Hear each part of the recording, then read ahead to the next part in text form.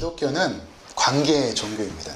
하나님과의 바른 인격적인 연합과 그 교제 속에서 하나님의 은혜를 누리고 그 풍성한 사랑을 감사하며 감격하며 살아가는 것이 바로 창조주께서 우리 가운데 목적하신 그러한 아름다운 모습이었습니다.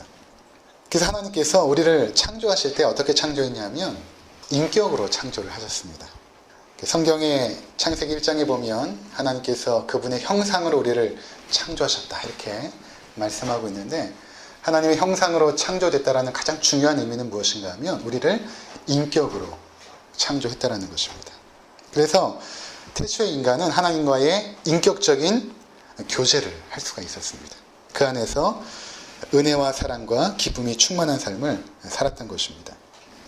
우리를 인격체로 창조하셨다는 것은 인간의 선택과 행동을 하나님께서 존중하시겠다는 것입니다.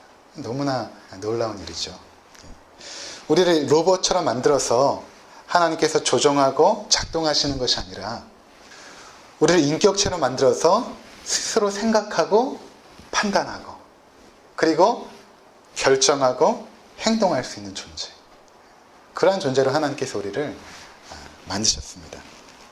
그리고 그러한 우리의 인격체를 통해서 하나님을 섬기고 예배하고 경배하는 그러한 존재로 하나님께서 창조하신 것입니다. 그래서 하나님은 태초의 인간이었던 아담과 하와가 선택하고 결정할 때 그것을 막지 않으십니다. 그들이 선악과를 따먹기로 작정하고 행동할 때도 하나님은 막지 않으십니다. 그들을 인격체로 창조했기 때문입니다. 인간에게 자유의지를 주시고 스스로 판단하여 선택하고 결정하는 존재로 창조하셨기 때문입니다. 그래서 우리 인간에게는 어떠한 것이 있냐면, 모든 인간들이, 여러분과 저를 포함한 모든 인간들이 자기 존엄의식을 갖고 있습니다. 자기 존엄의식. 하나님의 형상대로 창조되었는데 그 하나님의 그 인격처럼 우리도 인격을 갖고 있기 때문에 우리 인격에 대한 존엄의식을 가지고 있죠. 인격이라는 것은 내 생각과 행동의 주체를 말합니다. 그리고 그 인격은 우리의 영혼 속에 깃들여져 있습니다. 그래서 누군가 자신의 인격에 조금이라도 손상을 입히면 우리는 참지 못하죠. 하나님께서 인간을 인격으로 그렇게 창조하신 것은 다름 아니라 하나님과 교제하기 위해서입니다. 인격이신 하나님께서 인간에게 은혜를 베푸시고 인격인 인간들이 즐거움과 기쁨으로 창조주를 높이고 그분의 권능과 지혜를 찬송하는 것을 하나님께서 기뻐하셨던 것입니다. 그래서 여러분, 창세기를 보시면 아담이 처음 했던 일이 무엇인가 하면 이름을 짓는 것이었습니다. 이름을 짓는다라는 것은 사물의 이치와 속성을 파악하여서 그것에 가장 적합한 명칭을 부여하는 것입니다. 마치 과학자들이 하는 일과 비슷합니다. 그러니까 아담은 하나님이 창조하신 그 피조물의 사물들을 하나하나 보면서 그 속에 담겨있는 하나님의 창조의 능력과 지혜를 발견했던 것입니다. 그리고 그것이 하나님께 예배가 되었습니다. 그러니까 여러분, 이제 굉장히 중요한 건데 뭐냐면, 하나님께서 처음 창조하셨을 때에 우리 인간에게는 일이 곧 예배였다라는 것입니다. 일과 예배가 분리되지 않았습니다. 아담이 일을 하면서 그 속에서 창조주의 권능과 지혜를 발견하여 예배했던 것입니다. 오늘날 우리가 이제 특별히 한국교회는 세보니까 총 11번의 예배를 드려요. 예배는 많은데 실제로 그 예배에 참석하는 사람들의 삶은 예배하는 삶을 살지 않습니다. 예배와 삶이 분리된 것입니다. 그런데 원래 하나님께서 창조하셨을 때는 그렇지 않았어요. 일이 곧 예배였습니다. 좀 쉽게 얘기하면 학생들은 공부하는 것이 예배였습니다. 여러분들이 학교에서 수학을 공부하고 또 국어를 공부하고 영어를 공부하면서 그 속에 담겨있는 하나님의 권능과 지혜를 발견하는 것입니다. 이게 사실은 교육의 목적이에요. 주부는 남편을 섬기고 자녀를 양육하면서 하나님의 사랑이 무엇인지를 그 속에서 배워가죠. 자녀 가운데 담겨져 있는 그 하나님의 형상을 보며 감격합니다. 그러면서 하나님의 권능과 지혜를 발견하죠. 그것이 예배였던 것입니다. 남편은 직장에서 일을 하면서 그 일 속에서 창조주의 권능과 지혜를 발견하는 것입니다. 그러니까 우리의 전 삶이 사실은 하나님께 드려지는 거룩한 산 제사로서의 예배였던 것입니다. 그러니까 늘 하나님과 교제하면서 하나님을 의식하고 하나님을 기억하고 예배하는 삶, 그 속에서 충만한 기쁨과 은혜를 누렸던 것이 타락 전의 인간의 모습이었던 것입니다. 그런데 인간이 사단의 유혹을 받아 하나님 섬기기를 거부하였습니다. 하나님을 섬기고 예배하기를 거부하고 내가 스스로 삶의 주인이 되기를 원했습니다. 하나님을 의존하여서 그분의 말씀에 순종하는 삶을 거부하고 이제는 내가 삶의 주체가 되어서 스스로 판단하고 결정하기로 하였던 것입니다. 그 결과 하나님께서 먹지 말라고 한 그 선악과를 따먹게 된 것입니다. 그때부터 인간은 하나님과 함께 할 수 없게 되었습니다. 인간 스스로 하나님을 거부하고 창조주를 거역함으로 인간에게는 저주와 심판만이 남게 된 것입니다. 그래서 죄를 범한 인간은 하나님과 더 이상 함께 거하지 못합니다. 하나님께 가까이 하고 그분과 교제하는 것이 가장 큰 축복이고 은혜인데 이제는 그분 앞에 가까이 갈 수가 없는 것입니다. 그래서 하나님을 떠난 인간에게는 공허와 허무만이 남게 된 것입니다. 하나님이 채워야 할 영혼의 그 빈 공간에 우리가 아무리 돈과 학식과 명예를 채워도 공허해질 뿐입니다. 영혼의 그 외로움은 하나님이 채워야 될 그 영혼의 외로움은 그 어떤 것으로도 채울 수가 없는 것입니다. 아무리 쾌락을 추구하고 노래 가사처럼 술 마시고 노래하고 춤을 춰봐도 가슴에는 하나 가득 슬픔만이 남는 것입니다. 우리의 그 인격은 하나님과의 그 교제 가운데서 그분의 은혜를 받을 때만 비로소 안식하고 평안함을 얻습니다. 생각해보세요. 아이가 엄마 품에서 떨어져서 고아원으로 또는 보육시설로 보내진다라고 생각을 해보십시오. 거기서 최고의 좋은 시설에서 최고의 음식을 먹고 좋은 프로그램에 참여하고 그렇게 한다고 하여도 엄마 품을 떠난 아기는 안식할 수 없는 것입니다. 마찬가지로 하나님의 품을 떠난 인간은 결코 안식할 수 없고 평안할 수 없습니다. 문제는 무엇인가 하면 우리가 하나님께로 나아갈 수 없다는 데 있습니다. 너무나 더럽고 타락하여서 하나님을 찾지도 않을 뿐만 아니라 찾아오시는 하나님을 거부하고 계속해서 밀쳐냅니다. 아무리 하나님께서 은혜의 손길을 뻗쳐도 거부하는 것입니다. 그런데 성경을 보니까 그래도 하나님께서 찾아오십니다. 반역한 아담을 찾아오시죠. 내가 어디 있느냐 찾아오십니다. 하나님은 타락한 인간을 향하여서 그들 가운데 하나님 자신의 백성을 갖기를 원하셨습니다. 그리고 그 일을 언약을 통하여서 하십니다. 언약이라는 것은 하나님의 백성을 삼는 의식을 말합니다. 타락한 죄인들 가운데 하나님의 택한 자녀를 부르시고 그들과 언약을 맺으심으로 하나님의 백성으로 살게 하신 것입니다. 그리고 그들과 교제하면서 하나님의 은혜를 내려주시고 그들이 하나님을 경배하도록 하나님께서 원하셨던 것입니다. 그리고 그 일을 아브라함을 불러서 시작하신 것입니다. 창세기 12장에 아브라함을 부르시고 이제 그를 통하여 이스라엘이라는 한 민족을 부르시고 그들과 언약을 하심으로 하나님의 백성으로 살게 하셨던 것입니다.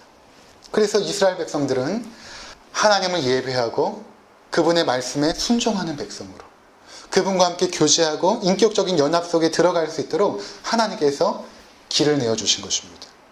그 일을 어떻게 하셨냐 하면 이스라엘 백성 가운데 성막을 주심으로 하신 것입니다.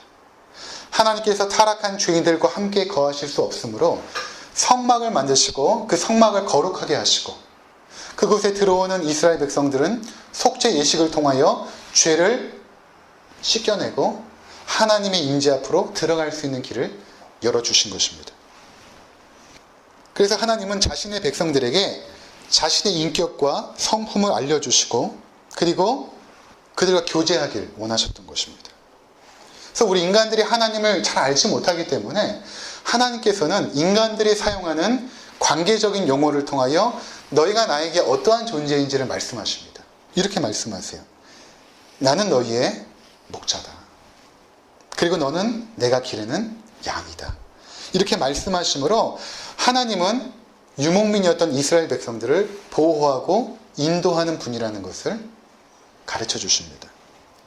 또 하나님은 자신을 남편이라고 하시고 너희는 나의 신부라고 하시므로 너희와 내가 인격적으로 가장 친밀한 관계에 있다는 것을 표현하십니다. 또 하나님은 자신을 아버지라고 하시고 너희는 내가 양육하는 자녀라고 말씀하시므로 하나님은 우리에게 권위를 가지고 또한 사랑을 가지고 품어주시고 안아주시고 길러주시는 분임을 표현하셨습니다. 이렇게 사랑으로 우리 가운데 친밀하게 하나님은 계속해서 찾아오십니다. 그런데 이스라엘 백성은 그 하나님을 거부하고 계속해서 떠나갔습니다. 예레미야 3장 14절에 보면 이렇게 말씀하십니다. 여호와의 말씀이니라 배역한 자식들아 돌아오라. 나는 너희 남편임이라. 이렇게 말씀하십니다. 배역한 자식들아 돌아오라. 나는 너의 남편이다. 너는 나의 자녀이고 나의 아내인데 나의 신부인데 배역하여서 계속해서 떠나가는구나. 탄식하셨던 것입니다. 하나님은 그의 은혜의 손길을 반역한 백성들에게 뻗쳤지만 그들은 남편된 하나님을 버리고 우상을 숭배하는 간음을 범했던 것입니다. 아버지의 그 유산을 미리 상속받아서 집을 떠나가 버린 탕자처럼 아버지의 품을 떠나가 버린 것입니다. 그래도 하나님은 그의 백성을 삼으시고 그들 가운데 거하시며 찬송과 영광을 받을 것을 결코 포기하지 않으셨어요. 하나님은 한번 시작하신 일을 마침내 이루십니다. 그래서 포기하지 않으세요. 하나님은 예레미야 선지자를 통해서 이렇게 말씀하셨습니다. 우리가 중요한 두 개의 말씀을 한번 찾아보겠습니다. 예레미야 31장 31절입니다. 우리 함께 읽도록 하겠습니다. 여호와의 말씀이니라 보라 날이 이르리니 내가 이스라엘 집과 유다 집에 새 언약을 맺으리라.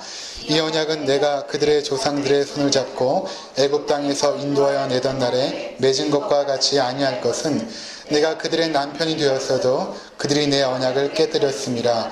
여호와의 말씀이니라. 그러나 그날 후에 내가 이스라엘 집과 맺을 언약은 이러하니 곧 내가 나의 법을 그들의 속에 두며 그들의 마음에 기록하여 나는 그들의 하나님이 되고 그들은 내 백성이 될 것이라. 여호와의 말씀이니라. 그들이 다시는 각기 이웃과 형제를 가르쳐 이르기를 너는 여호와를 알라 하지 아니하리니 이는 작은 자로부터 큰 자까지 다 나를 알기 때문이라. 내가 그들의 악행을 사하고 다시는 그 죄를 기억하지 아니하리라. 여호와의 말씀이니라. 하나님께서 이제 새 언약을 맺을 것을 말씀하십니다. 그 새 언약은 구약에서 이스라엘 백성과 세운 언약과 전혀 다를 것이다. 왜냐하면 너희가 나와 언약을 맺었지만 남편된 나를 버리고 떠나갔기 때문이다. 그래서 나는 더 이상 그런 언약을 맺을 것이 아니라 새로운 언약을 맺을 것이다. 새 언약을 통해서 내가 하나님의 백성을 삼을 것이다. 이 새 언약은 어떤 언약이냐 하면 너희의 마음 가운데 세워지고 이 언약을 통해서 나의 백성들의 죄가 완전하게 사해지고 다시는 기억되지 않고 그러한 새 언약을 내가 너희와 맺을 것이다. 이렇게 말씀하셨던 것입니다. 또 에스겔서 37장 26절 우리 함께 보겠습니다. 성경을 넘기셔서 에스겔서 37장 26절 구약성경 1210쪽에 있습니다. 내가 그들과 화평의 언약을 세워서 영원한 언약이 되게 하고 또 그들을 견고하고 번성하게 하며 내 성소를 그 가운데 세워서 영원히 이르게 하리니 내 처소가 그들 가운데 있을 것이며 나는 그들의 하나님이 되고 그들은 내 백성이 되리라. 내 성소가 영원토록 그들 가운데 있으리니 내가 이스라엘을 거룩하게 하는 여호와인 줄을 열국이 알리라 하셨다 하라. 여기 보니까 하나님께서 화평의 언약을 세우겠다. 그래서 이 화평의 언약을 통해서 내가 너희 가운데 거하겠다 이렇게 말씀하십니다. 근데 어떻게 거하냐 하면 영원히 거하겠다 이렇게 말씀하십니다. 여기 보시면 26절에 내 성소를 그 가운데 세워서 영원히 이르게 하리니 내가 너희 가운데 거할 그 성소를 세워서 영원히 거하게 하겠다 그렇게 말씀하십니다. 그리고 27절에 보니까 내 처소가 그들 가운데 있을 것이며 나는 그들의 하나님이 되고 그들은 내 백성이 되리라 말씀하십니다. 내가 거하는 그 성소, 내가 너희 가운데 거하는 그 처소가 너희 가운데 있어서 이제는 영원히 너희와 함께 있을 것이다 이렇게 말씀하십니다. 구약에서도 하나님께서는 이스라엘 백성과 함께 있었지만 그 하나님의 임재는 간헐적이었습니다. 하나님께서 그들 가운데 임재했다가도 그들이 반역하면 하나님은 떠나가셨습니다. 그런데 내가 앞으로 너희와 맺게 될 그 화평의 언약을 맺게 되면 내가 너희를 결코 떠나지 않을 것이다. 내가 너희와 영원히 함께 있을 것이다. 이렇게 말씀하셨던 것입니다. 예수께서 잡히시기 전날 밤이죠. 그의 제자들을 불러놓고 식사를 하시면서 이렇게 말씀하십니다. 떡을 떼어주시면서 이것을 받으라. 이것이 나의 몸이니라. 이렇게 말씀하세요. 그리고 또 잔을 가지사 하나님 앞에 감사기도 하시고 그 잔을 주시면서 이렇게 말씀하십니다. 이 잔은 내 피로 세우는 새 언약이니 곧 너희를 위하여 붓는 것이라. 이렇게 말씀하십니다. 예수님께서 십자가를 지시기 전에 그의 백성들과 그의 제자들과 새 언약을 맺으십니다. 그러면서 내가 앞으로 십자가에서 몸이 찢기고 피가 흘려서 죽게 될 것인데 그 찢긴 몸과 그 흘린 피가 하나님의 백성을 삼는 구약에서 말했던 죄를 완전히 씻기는 그 새 언약, 그리고 내가 너희 속에 거처를 거하여 영원히 거하게 되는 그 새 언약의 표징이 될 것이다. 이렇게 예수님께서 말씀하셨던 것입니다. 그리고 예수님께서는 그 다음날 십자가에 달려 죽으셨습니다. 이 새 언약 사건은, 그 십자가 사건은 하나님께서 그의 백성을 삼는 새 언약의 사건이었던 것입니다. 그래서 죄인이 십자가에 죽으신 예수가 나의 하나님이며 그리스도임을 고백하면 하나님께서는 그들의 죄를 완전히 사하시는 것입니다. 왜냐하면 이것을 언약으로 맺으셨기 때문입니다. 예수님의 십자가의 언약으로 맺으셨기 때문입니다. 그래서 하나님의 백성으로 삼아주세요. 그들의 죄를 완전히 사했기 때문에 하나님의 백성으로 삼아주시는 것입니다. 예레미야에게 말씀하셨던 것처럼 우리의 죄가 완전히 사라졌기 때문에 더 이상 속죄 제사할 일이 없어지는 것입니다. 우리가 그분의 백성이 되고 자녀가 되고 신부가 되어서 이제는 하나님을 아는 지식이 온전해지는 것입니다. 에스겔에게 말한 화평의 언약이 되어서 우리 가운데 영원한 처소, 즉 성소를 세우시고 우리 안에 온전히 거하시게 되는 것입니다. 이 일이 바로 그리스도의 죽으심으로 이루어진 것입니다. 예수님께서는 십자가에 죽으시고 부활하시죠. 그리고 하나님의 영광으로 복귀하십니다. 그리고 그분께서 하나님 앞에 간구하여서 우리 가운데 성령님을 보내주십니다. 우리 가운데 임하신 그 성령님은 어떤 에너지나 능력이 아니라 인격이십니다. 하나님이 인격이신 것처럼 예수님이 인격이신 것처럼 성령님도 인격이세요. 그 인격이신 성령님께서 우리 가운데 임하십니다. 그래서 오늘 본문 요한복음 14장 16절을 우리 피고 다시 한번 보도록 하겠습니다. 우리 같이 읽도록 하겠습니다. 내가 아버지께 구하겠으니 그가 또 다른 보혜사를 너희에게 주사 영원토록 너희와 함께 있게 하리니. 예수님께서 하나님 아버지께 구하십니다. 뭘 구하냐면 보혜사를 구하십니다. 성령님이죠. 성령님을 구하겠다라는 것입니다. 그러면 그분께서 우리 가운데 오사 영원토록 함께 있게 될 것이다. 이렇게 말씀하십니다. 이 보혜사라는 것은 원어로 보니까 파라클레토스입니다. 파라클레토스. 파라라는 것은 옆에라는 뜻이고 클레토스는 부름을 받았다라는 의미입니다. 우리의 옆으로 부름을 받아오신 분. 우리 옆으로 부름을 받아오신 분. 그분이 성령님이십니다. 영어 성경을 보니까 굉장히 다양하게 이 파라클레토스를 해석을 했습니다. 먼저 NIV 성경을 보니까 카운슬러라고 번역을 했어요. 카운슬러. KJV 성경을 보니까 위로자, 컴포터, 위로자. NASV 성경을 보니까 헬퍼 이렇게 번역을 했습니다. 우리나라 성경 공동 번역을 보니까 협조자 이렇게 번역했고, 현대인의 성경은 보호자 이렇게. 또 영어 성경의 다른 표현을 보면 변호인 이렇게 되어 있거든요. 그러니까 우리 가운데 오신 성령님이 어떤 분이시냐면 인격자이신데 이러한 모든 성경이 말한 그 모든 의미들을 함축하여서 인격으로 우리 가운데 오셨다는 것입니다. 우리 가운데 변호인이 되셔서 우리가 죄를 범할 때 하나님 앞에 그 죄를 고소하는 것이 아니라 하나님이 죄인은 예수 그리스도의 피로 깨끗하게 된 자입니다 라고 우리를 변호하시는 분, 성령님. 우리가 힘들고 두렵고 불안할 때 우리 가운데 찾아오셔서 상담해 주시고 위로해 주시는 인격자, 그분이 성령님이라는 거예요. 우리 곁에서. 17절을 한번 보시도록 하겠습니다. 17절 함께 읽겠습니다. 그는 진리의 영이라 세상은 능히 그를 받지 못하나니 이는 그를 보지도 못하고 알지도 못함이라. 그러나 너희는 그를 아나니 그는 너희와 함께 거하시며 또 너희 속에 계시겠습니다.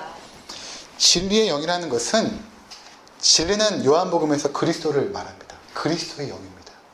특별히 성령님이 하시는 일은 뭐냐면 예수 그리스도가 어떤 분이신지를 우리 가운데 보여주시고 가르쳐 주십니다. 예수가 어떤 분이신가.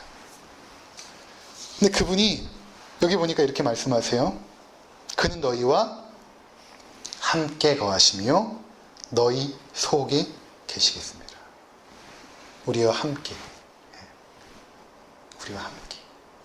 그리고 우리 속에 있다는 것입니다. 어떤 에너지나 힘으로 있는 것이 아니라 인격으로서, 보이지 않는 그 하나님이 우리 가운데 지금 인격으로서 함께 있는 거예요. 그래서 요한복음 3장에 보면 니고데모와의 대화에서 예수님께서 성령으로 거듭나는 거에 대해서 바람과 비유하시죠. 바람이 어디서부터 어디로 부는지 알지 못하지만 바람이 있지 않느냐. 성령으로 거듭나는 것도 마찬가지다. 그럼 바람을 본 사람이 있습니까? 없죠. 그런데 바람이 있다는 것을 우리가 어떻게 하냐면 나무가지가 흔들리는 현상을 보면서 바람의 존재가 있구나를 아는 것처럼 성령님도 마찬가지로 우리는 보이지 않지만 실제로 존재하세요. 인격으로. 그래서 그분께서 죽어있는 죄인들을 살려내는 일들을 하시는 것입니다.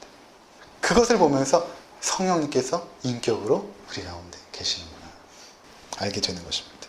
우리와 함께 우리 안에 인격이신 성령님, 그 하나님의 임재가, 그 하나님의 그 창조주의 그 임재가 성령님으로 우리 가운데 함께 하시는 거예요. 우리가 에스겔서에서 본 것처럼 너희 가운데 영원한 처소를 삼겠다.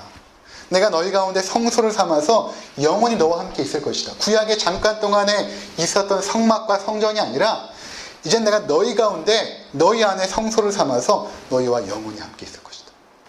말씀하시는 것입니다. 그래서 고린도전서 3장 16절 우리 함께 보도록 하겠습니다. 너희는 너희가 하나님의 성전인 것과 하나님의 성령이 너희 안에 계시는 것을 알지 못하느냐. 하나님이 거하시는 처소, 그곳이 성전이거든요.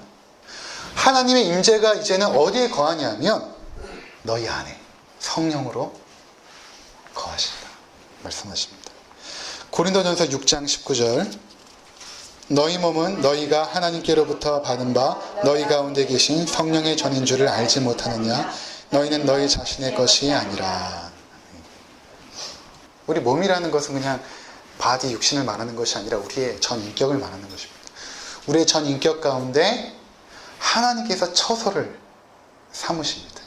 그분께서 거할 처소. 그래서 우리와 함께 하세요.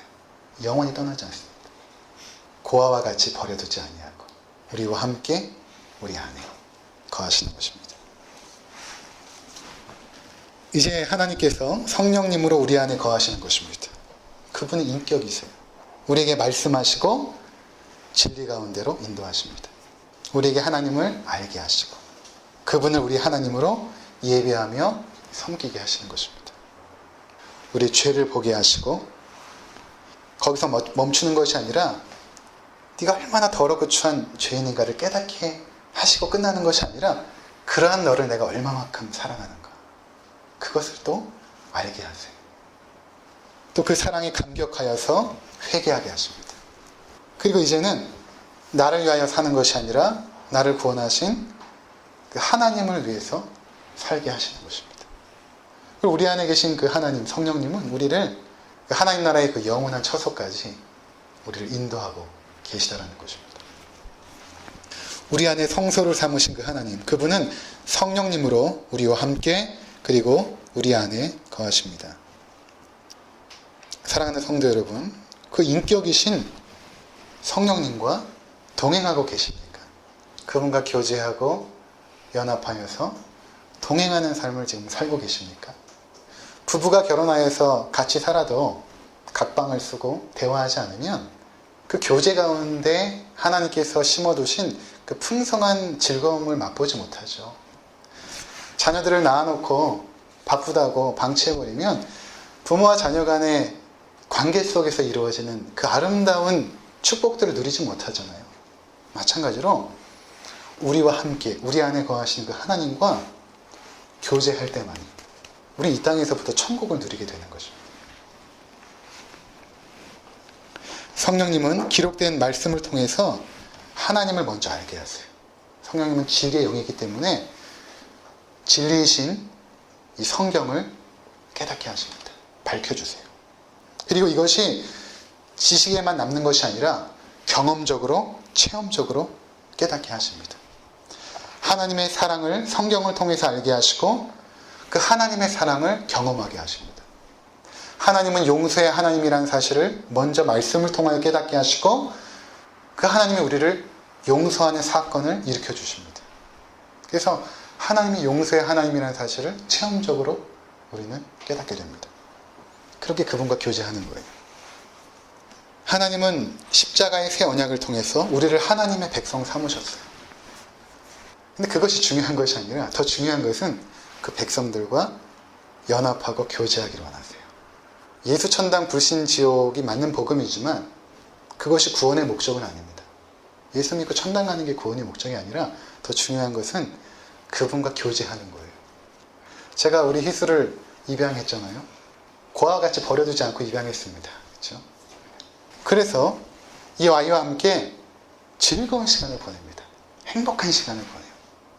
만약에 입양해놓고 한 집안에 살지만 아무런 관계없이 버려둔다라면 그 아이와 저는 별다른 관계가 없는 것입니다. 하나님께서 우리를 구원한 목적은 우리가 교제하기 원하시는 거예요. 함께 시간을 나누고 그분이 주시는 은혜를 우리 가운데 내려주길 원하고 우리를 통해서 찬양과 경배를 받기를 원하시는 것입니다. 우리를 창조하시고 구원하신 하나님. 그분 앞에 나와 예배하기를 원하시는 것입니다. 그 예배가 단지 주일날 드려지는 한 번의 예배가 아니라 또 우리가 예배를 많이 만들어서 삶과 예배를 분리시켜 예배하는 삶이 아니라 그냥 삶 속에서 주부는 주부로서 학생은 학생으로서 남편은 직장에서 그 삶 속에서 하나님을 의식하고 기억하고 하나님 앞에 감사하며 경배하는 삶을 살 때에 우리 안에 임재하신 하나님과 연합되고 교제하는 것입니다. 그래서 사실 기독교 역사적으로 예배라는 것은 주일에 한 번밖에 없어요. 세계 곳곳에 여러분 예배를 봐도 주일 예배 한 번밖에 없습니다. 그것만으로 족한 거예요. 사실은. 우리 삶이 예배이기 때문에. 근데 한국교회가 예배를 막 만들었어요. 순복음교회 오순절 영향을 받아서 금야 심요 기도회도 만들고 새벽 기도도 예배라고 만들어 놓고 수요 예배도 만들어 놓고 자꾸 삶과 예배를 분리시켜버리는. 아닙니다. 그것이 아니에요. 주일 예배 한 번이면 족하거든요. 여러분들이 하나님의 자녀가 되었으면 예배를 통해서 하나님과 교제하는 것도 맞지만 이제 여러분의 삶의 영역에서 내일부터 시작해는 우리 일상의 삶의 영역에서 하나님과 교제하고 예배하시길 바랍니다. 그분과 동행하시고 그분의 음성을 듣고 그분의 축복을 누리는 우리 모든 성도들 되시기를 주의 이름으로